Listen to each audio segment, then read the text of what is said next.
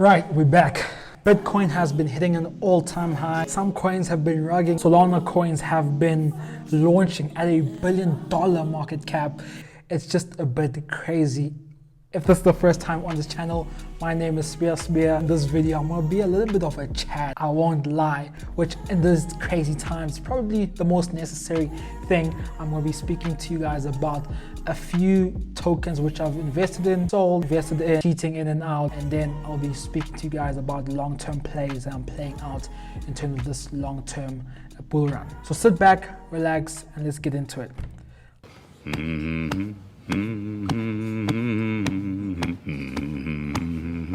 So as I've said, just looking at the charts here, Bitcoin has recently hit an all-time high of about $74,000, which is just crazy.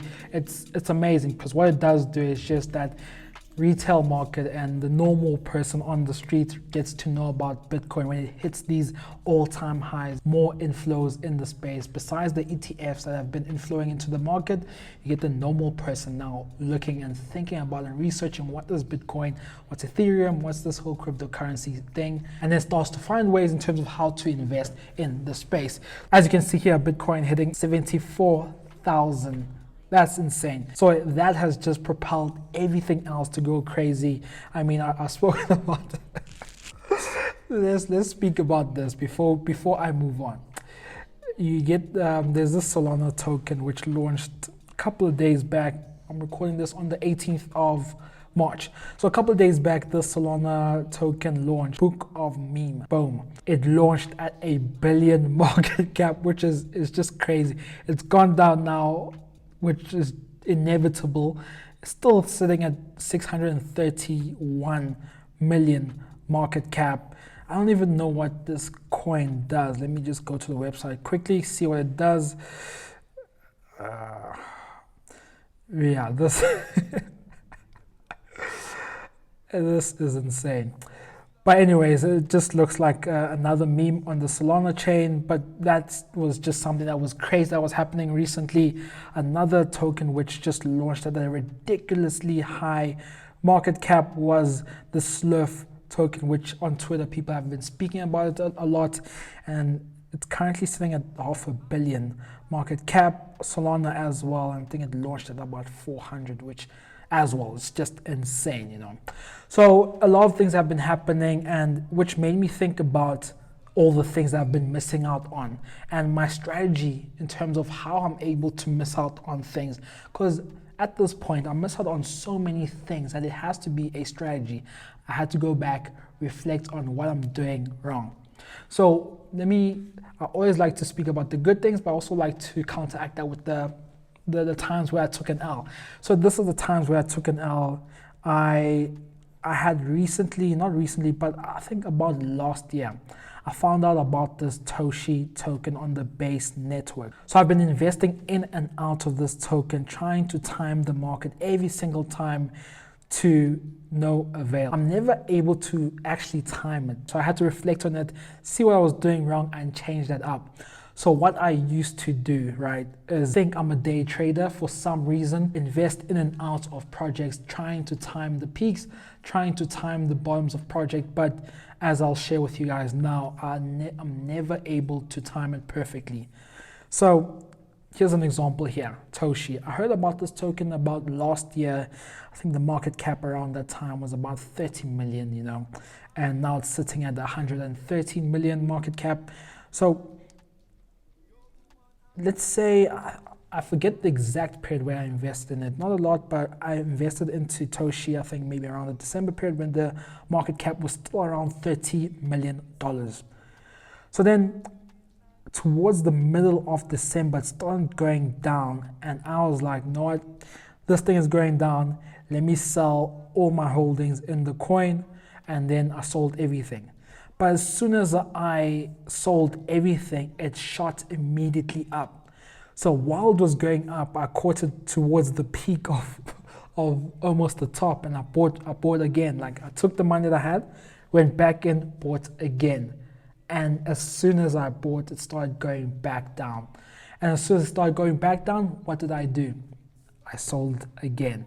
So this continued for some time, and after a period, this was just emotionally draining, investing in and out, in and out, in and out, never being able to time it perfectly right, which who can, you know?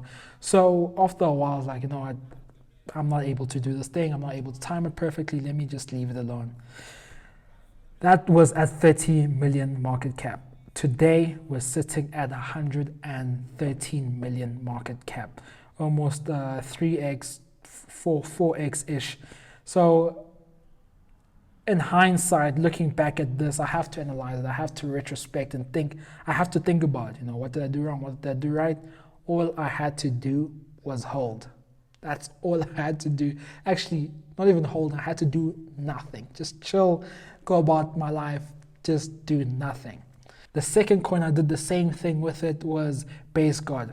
Heard about this at, I think, 12 million, around 12 million market cap, around there, you know. I did the same thing with this. Every time it would go up, I'd ape in, buy it, and then every time it would go down, I'd try to sell it, and I just never was able to time it. I didn't learn from that first experience clearly, and going all the way to today's price or market cap, it's at 32 market cap. I'm not invested in this anymore. I did the same thing, going in and out, never being able to time it perfectly, and I just, over time, I was like, you know what, this is just not for me. Let me just leave this. All I had to do was hold. Do nothing, just hold. I think it even ran up to almost 80 million, 90 million market cap. That's just crazy. The fact that all I had to do was forget about this, throw my laptop away and carry on with my life, that's just insane. For me, those two lessons were enough to say, okay, dude, you need to get through your head when you have a good project. Right. I think this is an important time to speak about a good project versus a bad project. When you are investing in bad projects, which it sounds strange saying it out loud, investing in bad projects, but it is 90% of crypto, you know. It's more, there's no utility behind most of those projects. It's mostly about speculation, hype, borderline gambling. It's just, yeah. That's just the way it is. So there's those projects, and then there's real projects with the real utility, developers who are building for the long term, building for the long run, right? So I think you need to differentiate between those two. And I think with those projects, the bad projects, which are just probably a gamble, those ones, I wouldn't advise. This is not financial advice. Nothing on this channel is ever financial advice. But with those projects, it's hard to hold, because what are you holding? You know, the future's not, it's probably not as bright as the projects which have utility that, you know, over a long period of time, they're going to be building, they're going to be adding on to what they're already offering. So just looking at this, me trying to be a day trader was just so funny in hindsight, right? Lost money, but learned from it. I think that was just my school fees. It was the school fees I had to learn in this crypto industry, school fees that you guys don't have to pay, but I had to pay. You guys have the knowledge, I didn't. So, well, I did, but I didn't want to listen. But you guys will probably not listen, but trust me, it's not worth it. Find good projects and just hold. Which takes me to this guy. I think this was in this was in 2011. This guy on Twitter, GregSchuen.eth, said, "I wish I had kept my 1,700 Bitcoin at 6 cent or $6 6 penny, instead of selling them at instead of selling them at 30 cents. Now that they are at 8 cents."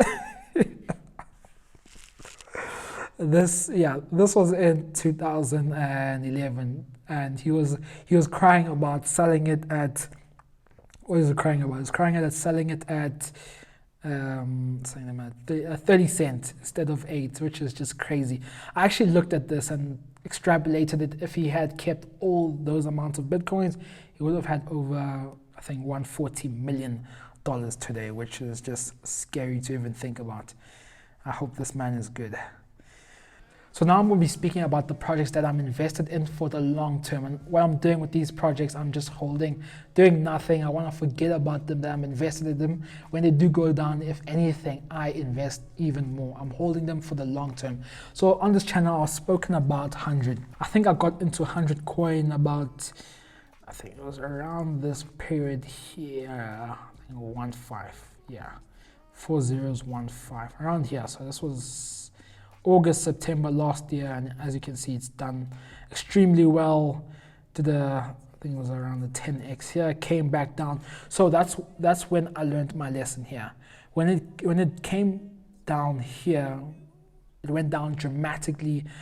What I had learned from all those previous projects was, do not think you're a day trader, just hold. If you trust in the process, if you trust in the project does have utility. If you trust in the developers behind the project, just stay. Just stay. Don't be like that guy that sold Bitcoin at 30 cents. Don't be like that guy. If you have a good project, just stay.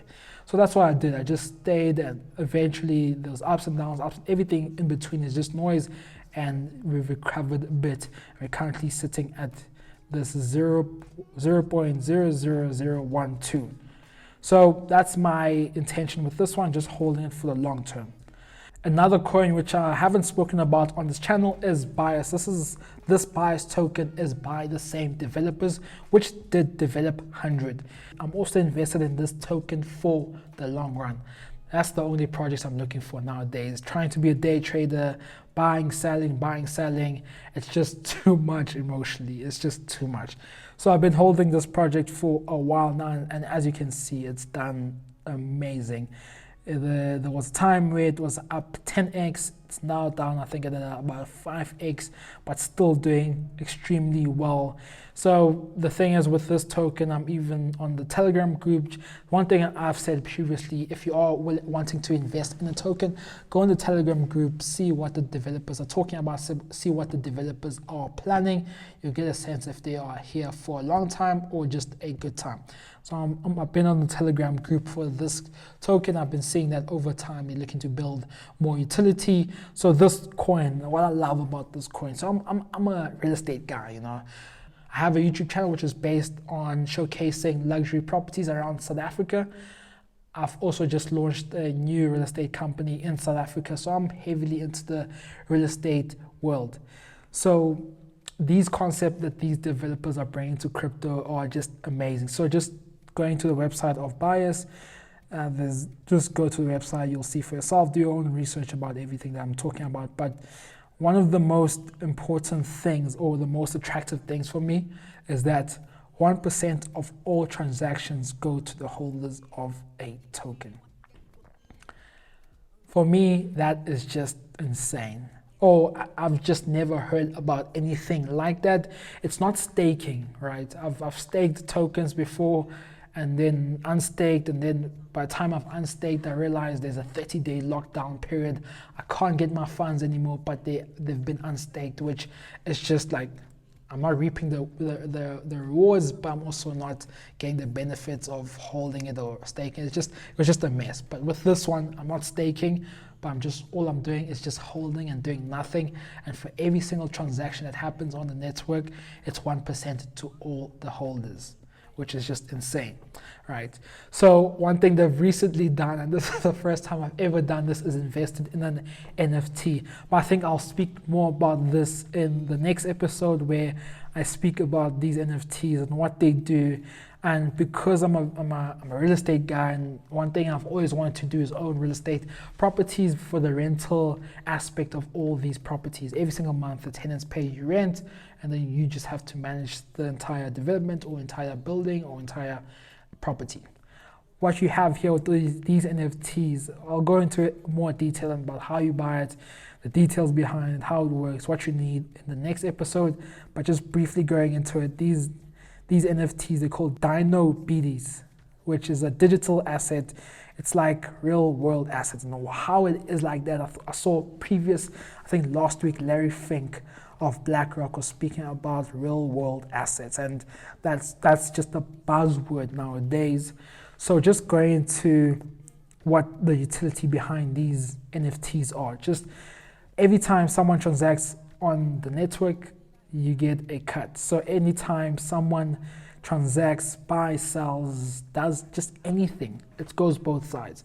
You get income, right? So for me, that portion was just our soul. I was like, you know what, this is similar. I can understand it in the property space, how it's similar to getting rental. Every time people, or not every time, but on a monthly basis, when people are using the property, you get rental income. So here, when every time anyone's using the network, selling, buying, you get a piece, which is just amazing for someone who's not actively trading on the eco space, but still wants to get rewards from holding. So from this episode, I hope you guys have enjoyed it. Let me know what else you guys want me to go into on future episodes. But this has just been a journey of me learning different strategies, trying to be a day trader, trying to ape in and out of projects. It's so hard doing that, especially when you're just not into it full time.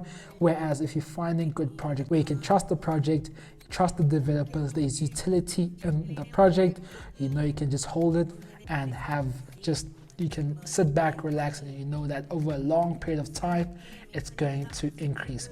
It's like buying a property in a good location. Most likely, it's going to increase in value. Not always, but most likely. This is the same thing which I'm trying to find in these projects. Lastly, I'd just like to show you guys this video. I hope it comes up. This was a guy who who was invested into crypto.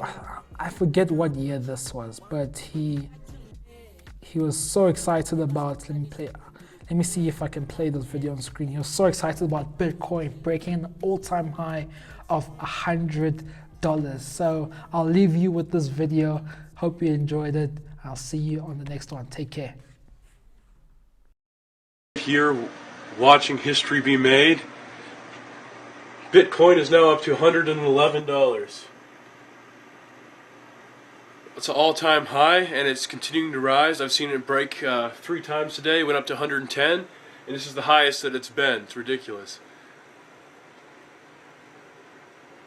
Last trade, 189 Bitcoin for $111 piece. That's amazing to me. I mean, just look at this graph. You see this graph? That's the last 3 hours. Give me a second, I'll switch it up.